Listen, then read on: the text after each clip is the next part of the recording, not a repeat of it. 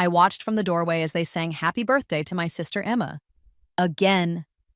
The cake was elaborate, 3 tiers of vanilla buttercream with fondant roses, her name spelled out in gold leaf. 23 candles flickered in the dimmed dining room. Mom held her phone up, recording every second. Dad stood beside Emma with his arm around her shoulders, beaming like she'd just won the Nobel Prize. It was October 15th. Emma's birthday was October 17th. My birthday was today. October 15th, I was turning 25.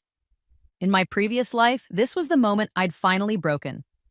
I'd stood in this exact spot, watching this exact scene, and something inside me had shattered so completely that I spent the next 3 years in therapy trying to piece myself back together. I'd screamed. I'd cried.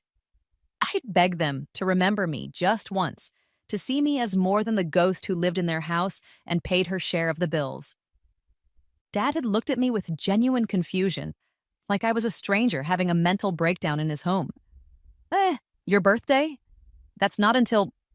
When is it again, honey? He'd asked Mom. Mom hadn't even looked up from her phone. December something? I don't know. Check the calendar. December. My birthday was in October. I'd lived under their roof for 25 years, and my own mother couldn't remember which season I was born in. But that was my first life. This was my second. I took a slow breath and felt the weight of the packed duffel bag on my shoulder. In my previous life, I'd stayed. I'd convinced myself that family was family, that I owed them something, that maybe if I just tried harder, loved them more, proved myself more useful, they'd finally see me. I'd stayed for 8 more years.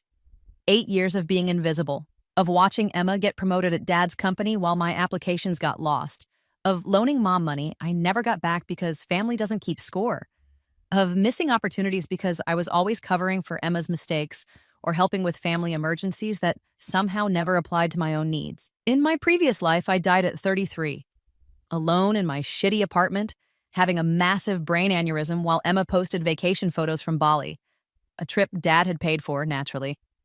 They didn't find my body for 4 days. When they finally did, Mom's first concern was whether I'd paid this month's share of the family phone bill. I didn't blame them for my death, but I blamed them for my life. When I woke up on the morning of my 18th birthday, 7 years in the past, I'd spent the first hour sobbing into my pillow. Then I'd spent the next 7 years planning, learning, preparing, becoming someone who didn't need their scraps of attention and conditional love. The unfair advantage of rebirth wasn't just knowing the future. It was knowing myself. Knowing what I was capable of when I stopped waiting for their approval. Knowing which battles to fight and which to simply walk away from. And today, I was walking away. I pulled out my phone and texted my landlord a confirmation. The apartment was ready. Small, but mine. Paid for with money I'd been secretly saving for 2 years, working 3 jobs they knew nothing about because they never asked what I did with my time. In the dining room, Emma blew out her candles. Everyone cheered. I turned and walked out the front door. The first time around, I'd been the perfect daughter, or I'd tried to be. I was born on October 15th, 2 years after Emma. Mom had a difficult pregnancy with me, preeclampsia, bed rest, an emergency C-section at 36 weeks. I'd heard the story exactly once from Grandma Chen before she died, and only because I'd asked why there were no baby photos of me in the house. Mom had been depressed after my birth, Grandma said. Postpartum depression, combined with stress from Dad's failing business at the time. I'd been a colicky baby, crying constantly, and Mom had never quite bonded with me the way she had with Emma. Emma had been an easy baby, beautiful, happy, sleeping through the night at 6 weeks. Everyone said so. They still said so, even though we were adults now. Emma was still easy to love, easy to celebrate, easy to remember. I'd spent my childhood trying to be easy too. I made straight A's because praise was scarce and I was starving for it. I kept my room immaculate. I never asked for anything. When Emma needed help with her homework, I helped her. When Mom was tired, I cooked dinner. When Dad complained about money, I got a job at 15 and started paying for my own clothes, my own school supplies, my own everything. It didn't matter, they still forgot my birthday every year. Emma got parties, big ones with themes and decorations and all her friends. I got, if I was lucky, a card from Grandma Chen with $20 inside. After she died when I was 13, I didn't even get that. The first time I was truly painfully aware of my invisibility was my 16th birthday. Emma had just gotten her driver's license. She was 18 and had failed the test 3 times, but Dad had been patient, taking her out to practice every weekend for months. On my birthday, I'd hinted that maybe we could start practicing too, since I was eligible now. Dad had looked at me blankly. "Can't today, kiddo. I'm taking Emma car shopping. She needs something reliable for college." Emma was going to State University, 20 minutes away. She'd be living at home. She didn't need a car. She could take the bus, or I could drive her if I had a license. But I didn't say that. I just nodded and watched them leave. Mom had been home, but she'd been on the phone with her sister, laughing about some drama in their book club. She talked for 3 hours. I made myself a box of mac and cheese for dinner and ate it alone in my room. That's when I started keeping score in a journal. Every forgotten birthday, every family dinner I wasn't told about until I came downstairs and found them eating without me. Every time Emma got something I'd asked for first, the laptop, the Spotify subscription, the winter coat from that store at the mall. Every time I was told we couldn't afford something for me, then watch them buy it for Emma the next week. I'd shown Dad the journal once in my previous life. I was 22, and I'd thought if I just explained it clearly, showed him the pattern, he'd understand. He'd feel bad. He'd change. He'd looked through it with growing anger, not at himself, but at me. "This is pathetic," he'd said, throwing the journal back at me.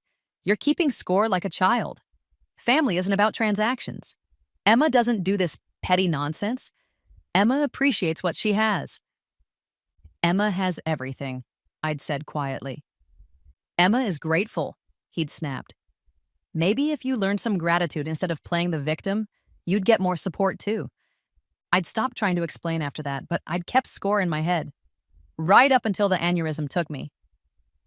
This time, on my 18th birthday, I didn't ask for a car. I got my license on my own, using a driving school I paid for with money from my job at the coffee shop. I saved every penny I earned. I applied to colleges without telling them, using fee waivers and my stellar grades to get into schools they'd never heard of because I never mentioned them. I got a full scholarship to a university 8 hours away, and I told them I was going to community college and staying home. They were relieved. One less tuition to worry about, even though I was already planning to pay my own way. I left for community college and went to real university instead. I came home on breaks with vague stories about classes and campus life that they never questioned because they never really listened. I told them about my dorm as if it were an apartment I split with roommates near the community college. They never visited. Why would they?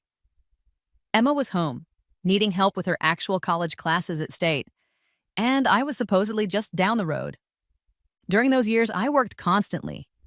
I took every work-study job, every RA position, every paid research opportunity. I graduated with honors and $15,000 saved, money they knew nothing about in an account they'd never seen. I went to graduate school for business administration, again on scholarship. I told them I was working retail and living with friends. I actually had a graduate assistantship and lived in student housing. The gap between my real life and the life they thought I had grew wider every year, but they never noticed because they never asked questions. As long as I showed up for Emma's birthday parties and major holidays, they were content to believe whatever I told them. And every year, without fail, they forgot my birthday. Every single year. When I turned 21, legally able to drink, a milestone birthday, I came home that weekend. They were having a barbecue. Dad was grilling burgers. Emma had friends over, celebrating her recent engagement to her boyfriend, Chad. No one mentioned my birthday, not even when I told them I'd just turned 21 3 days ago. "That's nice, honey," Mom had said, not looking up from her phone where she was scrolling through engagement ring designs with Emma. When I turned 23, Emma got engaged to a different boyfriend. The first engagement had fallen through. They threw her an engagement party. It was October 14th. My birthday was the next day. I sat through the party, helping with setup and cleanup, waiting to see if anyone would remember. October 15th came and went. No one said a word. That's when I knew for certain. This time, I would leave. Not eventually. Not when I had enough saved or when I was strong enough or when I'd proven myself. I would leave the moment I could support myself, and I would never look back. So I'd made my plan for my 25th birthday. In my first life, that was the year of the devastating birthday. The 3-tier cake for Emma 2 days early, the year I'd broken. This time, I'd arranged everything carefully. I had a job lined up at a consulting firm in New York. I had an apartment, modest, but entirely mine. I had money saved. I had a life waiting for me that they knew nothing about. I had packed my bags. The apartment in New York was a 6th-floor walk-up in Queens, 400 square feet of cramped kitchen and tiny bathroom, but the bedroom had good light and the rent was manageable. I moved in on October 16th. No one from my family called to ask where I was. I hadn't expected them to. In my first life, they hadn't noticed I was gone until Thanksgiving, 6 weeks later. I spent the first week setting up my space. I bought secondhand furniture from Facebook Marketplace. I hung curtains. I put up photos of people who actually remembered my existence. Friends from college. My old professor, Dr. Martinez, who'd mentored me through graduate school. My roommate, Sarah, who'd taken me out for birthday dinners every year when my family forgot. My new job started on October 23rd. I was a junior consultant at Everett and Morrison, a mid-sized firm that specialized in corporate restructuring. The pay was decent, the hours were brutal, but I was good at it. In my first life, I'd never gotten this job. I'd been too busy covering Emma's shifts at Dad's company, too anxious about leaving them, too convinced I owed them my proximity. This time, I owed them nothing. Thanksgiving came. My phone finally rang on November 20th. It was Mom. "Where are you?" "We're planning Thanksgiving, and I need to know numbers." "I moved to New York," I said calmly. "I'm not coming for Thanksgiving." There was a long pause. "What? When did you move? Why didn't you tell us?" "I moved in October. I did tell you. I mentioned I was looking at jobs in New York back in August." I had mentioned it at Emma's birthday barbecue. I'd said it directly to Mom while she scrolled through her phone. She'd said, without looking up. "Well, you need to come home for Thanksgiving. It's family tradition." "I can't. I have work." "Everyone has work. You can take a few days off." "I'm not taking time off. I'm staying in New York." Another long pause. I could hear her frustration building. "Your father is going to be very disappointed." "I'm sure he'll survive." Ace. "What's gotten into you? This isn't like you." That almost made me laugh. What did she know about what was like me? But I kept my voice steady. "I have to go, Mom. Tell everyone I said Happy Thanksgiving." I hung up before she could respond. She called back twice. I didn't answer. Dad called once, left a voicemail saying I was being selfish and needed to think about the family. I deleted it. Emma texted, "WTF, Mom says you're not coming for Thanksgiving? That's so rude." I didn't respond. The silence was glorious. I spent Thanksgiving with Sarah, who'd also moved to New York for work. We made a chaotic dinner in her slightly larger apartment, burned the turkey, laughed until we cried, and watched bad movies until midnight. It was the best Thanksgiving I'd ever had. December came. My phone rang occasionally, Mom calling to ask when I was coming home for Christmas, Dad leaving increasingly annoyed voicemails about my attitude, Emma texting complaints about how she had to help more around the house now that I wasn't there to cover my chores. I didn't respond to any of it. Christmas passed, I worked through it, volunteered to take the holiday shifts so my colleagues with kids could be home. The overtime pay was excellent. I sent a group text on Christmas morning. "Merry Christmas, everyone. Hope you have a great day." Generic, polite, distant. Emma called me on New Year's Eve, drunk at some party. "You're being such a bitch," she slurred into the phone. "Mom's crying all the time because you won't talk to her. Dad says you're ungrateful. Why are you doing this?" "Doing what?" I asked calmly. "This, ignoring us, running away. You're being so dramatic." "I'm living my life, Emma, that's all. You're punishing us for something, and I don't even know what we did wrong." I could have explained. I could have listed every forgotten birthday, every dismissal, every time I'd been invisible while she shone in the spotlight. But what would be the point? In my first life, I'd tried explaining. It had never worked. They didn't want to understand. They wanted me to stop being inconvenient. I'm not punishing anyone, I said. I'm just not coming home. That's allowed. Family doesn't just abandon each other. You're right, I said quietly. They don't. I hung up. Work consumed me in the best way. I was good at what I did, analyzing failing companies, finding the inefficiencies, creating restructuring plans that saved jobs and money. It required the same skills I developed in my first life trying to manage my family's dysfunction: pattern recognition, emotional detachment, strategic thinking. My boss, Margaret Chen, no relation to Grandma Chen, but the coincidence felt meaningful, took notice. By March, I was leading my own small projects. By June, I was promoted to consultant. By September, I was heading up a major client account, a struggling family-owned manufacturing business that was hemorrhaging money due to nepotism and poor management. The work hit close to home, but I was professional about it. I analyzed their books, interviewed their staff, identified the problems. 3 incompetent family members in executive positions they hadn't earned, a qualified general manager being paid half what he was worth, and a complete lack of accountability. My recommendation was harsh but necessary. Remove the family members from operational roles or the company would be bankrupt in 18 months. Place the qualified manager in charge. Create actual performance metrics. The owners were furious. They accused me of not understanding family values. I presented them with spreadsheets and projections. They had 6 months of runway left, maybe 8 if they took out loans. They could fire me and find someone who'd tell them what they wanted to hear, or they could save their company and their employees' livelihoods. They took my advice. The company survived. The qualified manager became CEO. The family members moved to board positions where they couldn't do operational damage. 50 jobs were saved. Margaret called me into her office afterward. "That was gutsy," she said. "Family businesses are touchy. You handled it perfectly. Compassionate but firm. You'll make senior consultant within 2 years if you keep this up." I'd been at the firm for 11 months. My second birthday after leaving home was October 15th again. I woke up in my apartment, made myself coffee, and checked my phone. There was one text from Sarah. "Happy birthday, bitch. Let's get drinks tonight." One from Dr. Martinez. "Happy birthday. Proud of you, kiddo." And one from my college friend Marcus. "Quarter century. Too old to trust now. HBD." Nothing from my family. I'd expected it, of course, but knowing they'd forget and experiencing them forgetting were 2 different kinds of pain. Even now, even after everything, there was a small, stupid part of me that had hoped. That had thought maybe this year would be different. It wasn't different, and it never would be. I went to work. I worked late on a client presentation. I met Sarah for drinks. We went to a ridiculous karaoke bar, and I sang "I Will Survive" drunk and off-key. And she recorded it and posted it with the caption, "Birthday Queen Energy."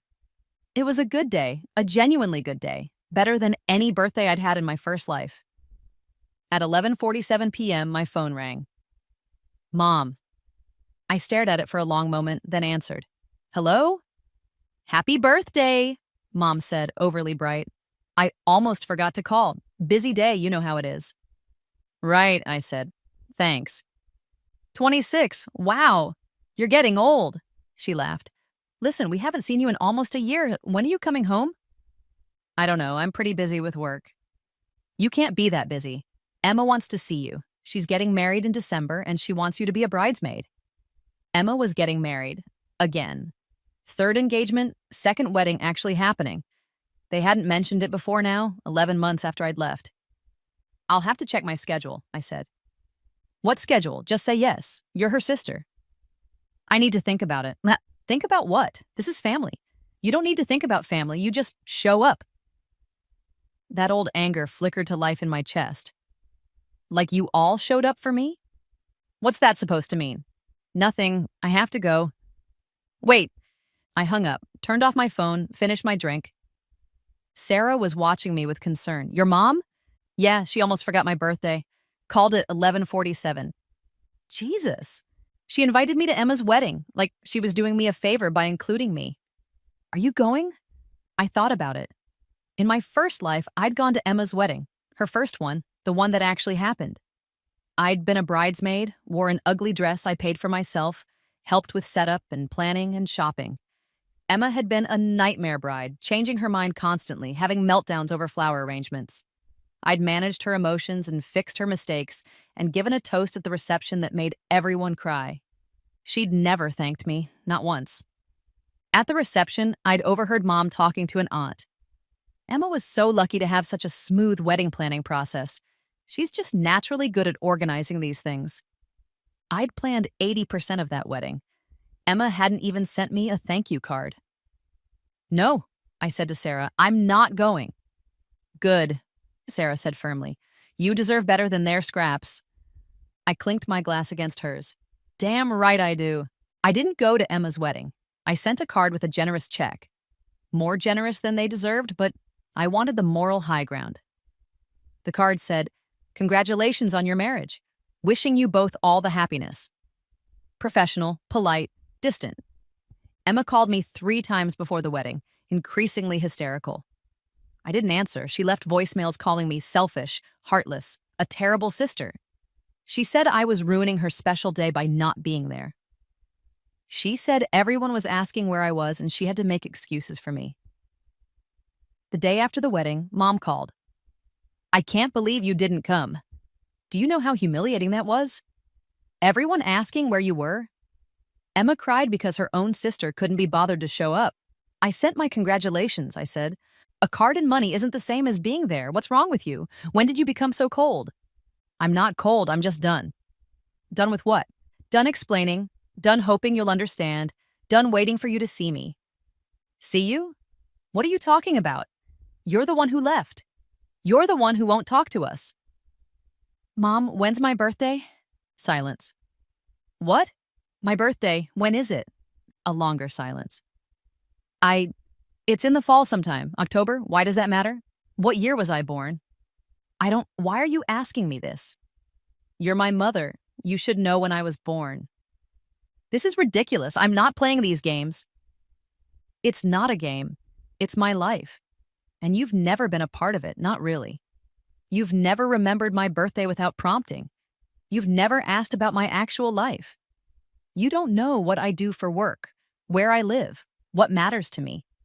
I was invisible in that house, and I'm not going back to being invisible." "You're being overdramatic. We always included you." "No, you didn't. And I'm done pretending it doesn't hurt. I'm done making excuses for you. I'm living my life now, and it's a good life. You're welcome to be part of it if you can actually see me, but I'm not coming back to be your ghost daughter. Your father is going to hear about this. I'm sure he will. Tell him I said hi." I hung up. I should have felt guilty. In my first life, I would have felt crushing guilt. I would have called back, apologized, tried to explain better, bent myself into shapes that might make them love me.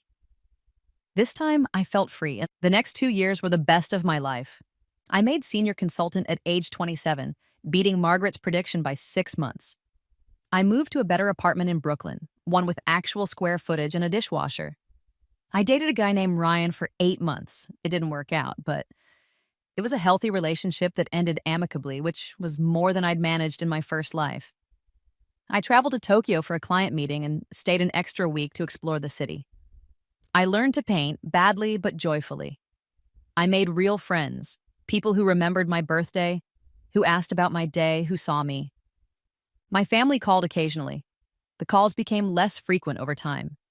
Mom would leave voicemails about family updates. Emma was pregnant. Dad got a promotion. They moved to a bigger house. The voicemails were a matter of fact, informational, like she was leaving updates for a distant acquaintance. I never called back. Emma texted once in a while, usually when she wanted something. "Hey, can you send me your Netflix password?" Or, "Do you still have that slow cooker I gave you?" She hadn't given me a slow cooker. I'd bought one. She'd borrowed it once and never returned it, so I'd bought another one. I didn't respond. Dad never reached out at all. On my 28th birthday, I got messages from Sarah, Dr. Martinez, Marcus, Ryan, we'd stayed friends, my colleague James, and about 15 other people I'd collected in my new life. People who cared. People who remembered. Nothing from my family, not even a late-night call from Mom. I realized I'd stopped expecting it, stopped hoping for it. The wound had finally scarred over. I was 30 when everything changed. I'd been promoted to senior manager. I was leading a team of 5 consultants, managing multiple major accounts, and pulling in a salary that would have seemed impossible in my first life. I'd moved again, this time to a beautiful apartment in Manhattan with floor-to-ceiling windows and a view of the city that made me feel like I'd made it. I was in a work meeting when my phone buzzed with a call from an unknown number. I ignored it. It called again immediately. Then again. During a break, I checked my voicemail. It was a nurse from St. Mary's Hospital. "This is Amanda from St. Mary's ER calling for—" She paused, clearly checking the name. "For the daughter of Robert and Patricia Chen. Your father has had a major heart attack. He's in surgery now. Your mother asked us to call you. Please call back as soon as possible." My hands were steady as I called back. The nurse connected me with Mom. "Oh, thank God," Mom sobbed into the phone. "We've been trying to reach you for hours. Your father, he collapsed at work. They said his heart. I don't know what's going to happen." "Which hospital?" "St. Mary S., the main campus. Please come home. Please, I need you. Emma can't handle this. She's so upset, and I need someone who can please." In my first life, I would have dropped everything. Booked the first flight home, rushed to her side. That version of me had still believed that crisis would make them see me, that if I just proved myself useful enough in their time of need, they'd finally understand my worth. This version of me knew better. "I'm in New York, Mom. I can't just drop everything." "Your father might die." "I understand that, but I have responsibilities here. I'll come when I can." "When you can, he's your father. Get on a plane today." "I'll see what I can do. I need to go now. I'm at work." "Work? Your father is dying and you're worried about work?" "I have a team depending on me. I'll call you later." I hung up before she could respond. I sat in the bathroom for 5 minutes, hands shaking now that I was alone. This was the test. This was the moment where I either reverted to the person I'd been or proved I'd really changed. Dad might die, that was real. But I'd watched him live a whole life in my first timeline, and that dad had never been a father to me. He'd been a man who tolerated my existence. While lavishing love on Emma, he'd called me ungrateful when I tried to show him how much I'd been hurting. He'd never once chosen me. Why should I drop my life for him now? I called Margaret and explained the situation. She was immediately sympathetic. "Take whatever time you need. Family emergencies come first." "I'm not going yet," I said. "I need to finish the Morrison project this week. We're presenting to the board on Thursday. I'll go after that if I need to." Margaret looked at me for a long moment. "You don't have to justify your choices to me. Do what's right for you." I finished the week. The presentation went perfectly. Morrison's board approved our full restructuring plan. Dad came out of surgery and stabilized. Mom called me daily with updates, her tone shifting from desperate to angry as I didn't immediately appear. Emma left me voicemails calling me heartless, a monster, the worst daughter and sister imaginable, and I let them go to voicemail. On Friday evening, I booked a flight home for Saturday morning. Not because I felt obligated, but because I wanted to see this chapter close. I wanted to face them as the person I'd become, not the ghost I'd been. The hospital was exactly as depressing as I remembered from my first life. Fluorescent lights, beige walls, the smell of antiseptic and cafeteria food. I found Dad's room on the cardiac floor. Mom and Emma were there, looking exhausted. Mom stood up when I walked in. For a moment, I thought she might hug me. Instead, she said, "It's about time." "How is he?" I asked, looking past her to Dad in the hospital bed. He was asleep, hooked up to various monitors and IVs. He looked smaller than I remembered, older. "He's stable now, no thanks to you," Emma snapped. "Where the hell have you been?" "Working. I told Mom I'd come when I could." "Your father had a heart attack and you put work first? What kind of person does that?" I looked at Emma, really looked at her. She was 32 now, married, pregnant with her second child, living in a house Dad had helped buy. She had gained weight, had circles under her eyes, looked stressed and unhappy despite having everything she'd ever wanted. "The kind of person who has responsibilities," I said calmly. "I'm here now." "Now? It's been a week." "Emma, stop," Mom said tiredly. She looked at me. "Thank you for coming. I know it's been difficult between us." Difficult was such an insufficient word for what it had been. but I didn't argue. What's the prognosis? Mom explained. The heart attack had been severe. Dad would need major lifestyle changes, ongoing medication, careful monitoring. He'd be in the hospital another week, then in cardiac rehab. He'd need help when he got home. Someone to manage his medications, drive him to appointments, help with daily tasks while he recovered. I could see where this was going. We need you to come home for a while, Mom said. Emma can't do it. She has the kids, and she's pregnant. And Sarah Jane is only 2. She needs so much attention. I have a job in New York. Can't you work remotely or take a leave? No. No, Emma's voice was shrill. Just no, he's your father. And I have a career. I have responsibilities. I have a life. We're your family. That comes first. Does it? I looked between them. Tell me, Emma, when's my birthday? She blinked. What? My birthday. When is it? Why does that matter right now? Mom, do you know? Mom shifted uncomfortably. This isn't the time. It's never the time. That's the point. I set my bag down and pulled out a folder I'd brought with me. I made this for you. Call it a gift. I handed it to Mom. She opened it slowly. Inside was a printout of every birthday they'd forgotten, every milestone they'd missed, every time I'd been invisible while Emma was celebrated. I documented it all, dates, occasions, specifics. Not as evidence for some imagined trial, but as closure for myself. And maybe, finally, for them to see. Mom's face went pale as she read. Emma looked over her shoulder. You kept track? Emma said. You actually kept track like some kind of psycho? I didn't have to keep track. I lived it. I just wrote it down so you could see it too. Mom's hands were shaking. This can't all be true. Every word is true. And this is just the birthdays. There's more, so much more. But the birthdays are the clearest pattern. Every single year of my life, you forgot my birthday. Not sometimes, every time. Do you know what that does to a kid? To know that the people who are supposed to love you most in the world can't even remember the day you were born? We didn't forget, Mom said weakly. We just got busy. For 28 years, you got busy for my entire life? I shook my head. You weren't busy. You just didn't care enough to remember. That's not fair, Emma said. Mom loves you. Does she? I looked at Mom. Do you know where I work? Mom hesitated. Some consulting firm? What's it called? I don't remember. Do you know where I live, my actual address? New York. Do you know what neighborhood? What street? Have you ever asked? Silence. Do you know what I do for fun? What I'm good at? What matters to me? Do you know anything about my life beyond the fact that I exist somewhere in New York doing something with business? You never told us these things, Mom said, but her voice was uncertain now. I tried. For years, I tried. You never listened. And eventually, I stopped trying. I picked up my bag. I came here to tell you in person. I'm not coming back. I'm not moving home to take care of Dad. I'm not putting my life on hold to be the backup daughter you remember when you need something. I'm living my life, and it's a good life, and you're not part of it. That was your choice, not mine. But it's my choice now to accept it and move forward. You can't mean that, Mom whispered. I do mean it.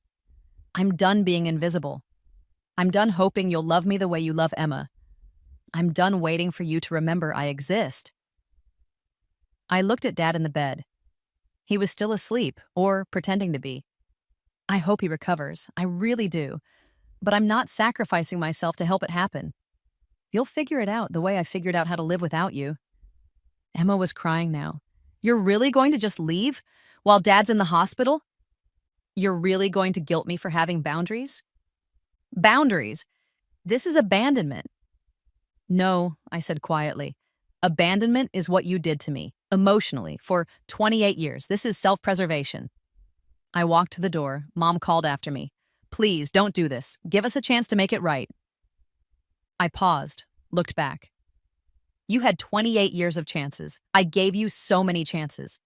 But I'm not doing this anymore. I'm not negotiating for basic respect and acknowledgement.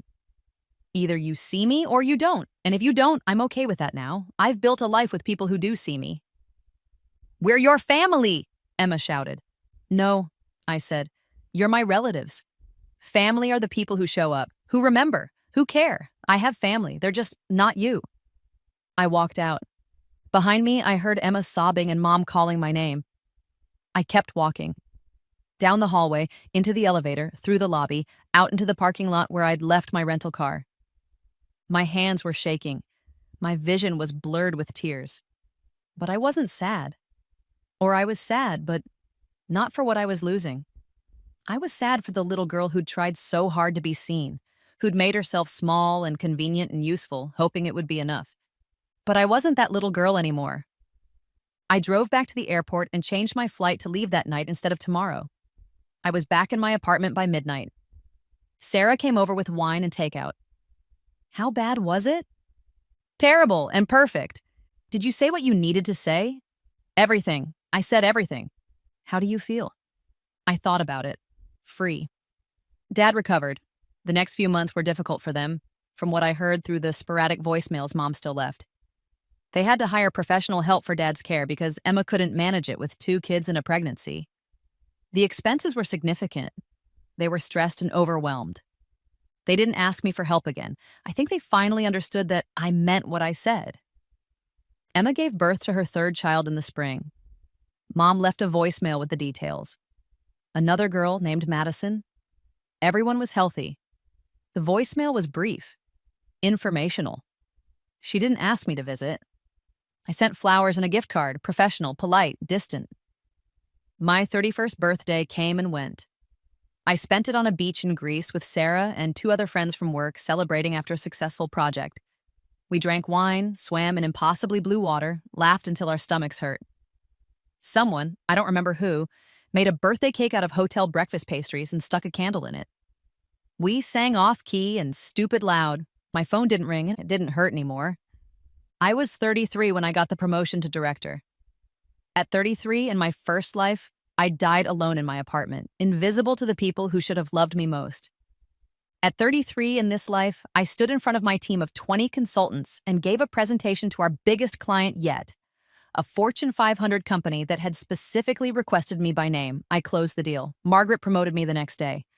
You're the youngest director we've ever had, she said, shaking my hand in her office. And you deserve it. You've built something remarkable here. I had built something remarkable. A career, yes, but more than that. A life. A real life. Full of people who saw me, who valued me, who remembered me. That night, I went out with my team. We celebrated at an upscale bar in Midtown, drinking cocktails and sharing war stories from particularly difficult clients. James, who'd become one of my closest friends, raised his glass. To the best boss we could ask for, he said. Smart, fair, and willing to tell clients when they're being idiots. Cheers to that. Everyone laughed and clinked glasses. I felt a warm glow that had nothing to do with the alcohol. This was it. This was what I'd been searching for my whole first life. Belonging, appreciation, being seen. I'd found it by walking away from the people who should have given it to me in the first place.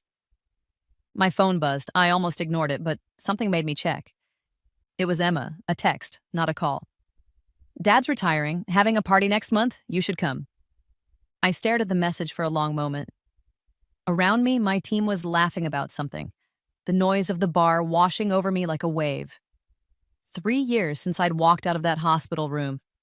3 years of silence, mostly. And now an invitation to Dad's retirement party, casual as if we'd just talked yesterday. I could picture it.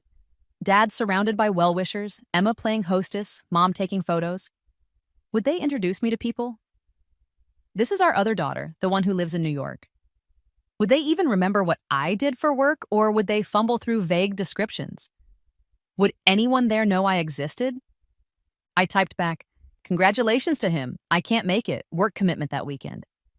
It wasn't even a lie. I had a client dinner scheduled. But even if I didn't, my answer would be the same. Emma didn't respond. The years continued to pass, good years mostly. I dated, broke up, dated again. I traveled to 12 countries for work and pleasure. I learned to speak conversational Japanese. I got a cat. A grumpy orange tabby I named Miso who hated everyone but me. I made senior director at 36. I bought a condo in Brooklyn, a real one, with 2 bedrooms, an exposed brick, and a view of the Manhattan skyline. My family existed in the background of my life, like ambient noise you eventually stop hearing.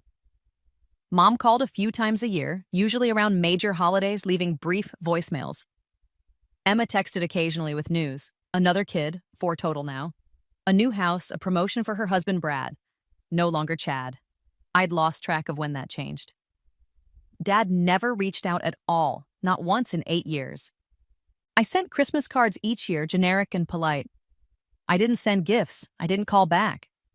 I existed in their lives the way they'd existed in mine for so long, as a name on a list, a checkbox to tick. A person who was technically there but not really present.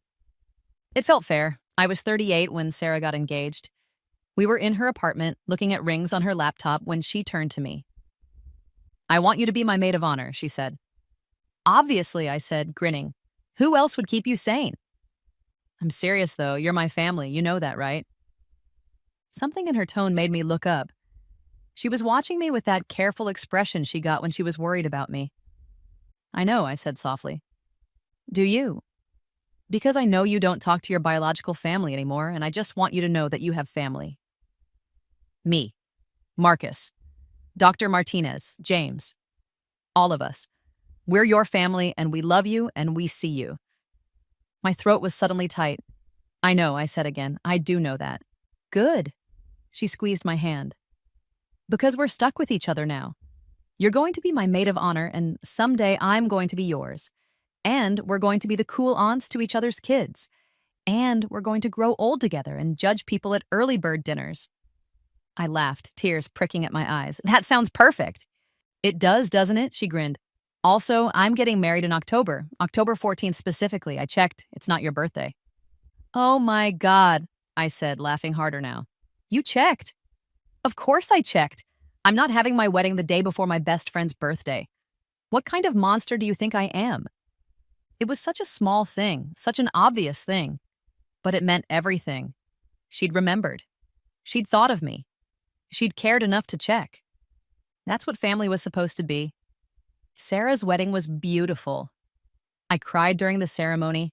Happy tears.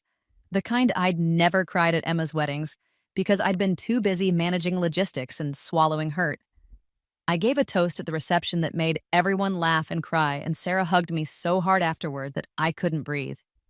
"Thank you for being here," she whispered. "Thank you for being you."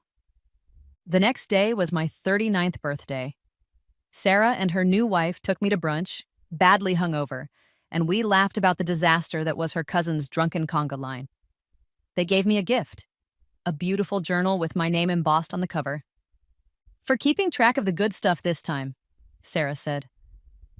I started crying right there in the restaurant, ugly tears that probably horrified the other brunchgoers. But they were good tears, healing tears. That night, I opened the journal and wrote, "Today I turned 39. Sarah and Jamie took me to brunch. We laughed until we cried. This is what birthdays are supposed to feel like." I was 40 when everything came full circle. I'd been promoted to VP. I was making more money than I'd ever imagined possible in my first life. I'd bought a second property, a small cabin in upstate New York where I went to decompress when the city got too loud. I was dating a guy named Thomas who was kind and funny and actually remembered things I told him. Life was good. Really, genuinely good. My phone rang one evening while I was at the cabin. Unknown number. I almost didn't answer, but something made me pick up. "Hello? Is this Chenlei?" A woman's voice, uncertain. "Yes?" "This is Linda Morrison. I'm a nurse at St. Mary's Hospital. I have your mother here. She's had a stroke. She gave us your number and asked us to call." The bottom dropped out of my stomach. "Is she okay?" "She's stable, but it was significant. She's having trouble with speech and movement on her left side. Your sister is here, but your mother was asking for you specifically. I'm in upstate New York. It'll take me a few hours to get there." "I understand. I'll let your sister know you're coming." I drove back to the city, threw clothes in a bag, and caught the first flight home I could get. It was surreal, this deja vu of Dad's heart attack 8 years ago, but this time felt different somehow. Mom had asked for me specifically, not just called the emergency contact list, but asked for me. I arrived at the hospital at 2 in the morning. Emma was in the waiting room, looking exhausted. When she saw me, her face did something complicated. Relief, resentment, grief, all mixed together. "She's sleeping," Emma said. "They moved her out of ICU an hour ago. She's stable." "What happened?" "She was at her book club, just collapsed. They think it's stress-related. She's been working too much, not taking care of herself. Dad's been driving her crazy with his retirement boredom." Emma's voice cracked. "She's only 62. This shouldn't be happening." I sat down next to her. We hadn't been in the same room in 8 years. She looked older, tired, more worn down than I remembered. 4 kids would do that, I supposed. "I'm glad you came," Emma said quietly. "She really wanted you here." "Did she say that?" "Before she lost her speech, yeah. She kept saying your name. Made the nurses call you first before they even finished running tests." Emma looked at me. "Why did you come this time? You didn't come for Dad." "I came for Dad eventually. I just didn't drop everything immediately." "But you dropped everything for Mom." "Had I?" I thought about it. I guess I did. "Why?" I didn't have a good answer, or maybe I did, but it was complicated. Maybe because she asked, specifically asked for me, not just for family or the emergency contact. "That matters?" "Yes," I said simply. "It matters."